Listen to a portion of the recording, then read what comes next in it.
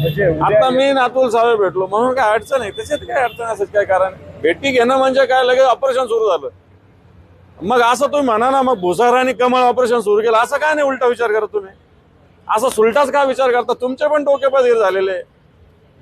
म्हणजे उद्या शिंदे आणि उद्धव ठाकरे भेटले तरी आश्चर्य नाही का? कशाला आश्चर्य वाटायचं? देवेंद्र फडणवीस आणि उद्धवजी भेटलेच ना.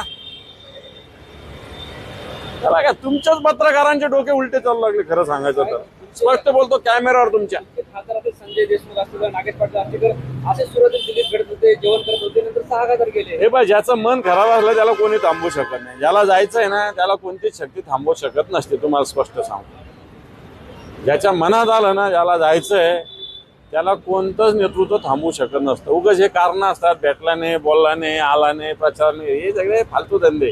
त्याला काही अर्थ नाही. ज्याला जायचं तो जात असतो, कोणामुळे तो थांबत नसतो आणि कोणामुळे तो जात पण नसतो.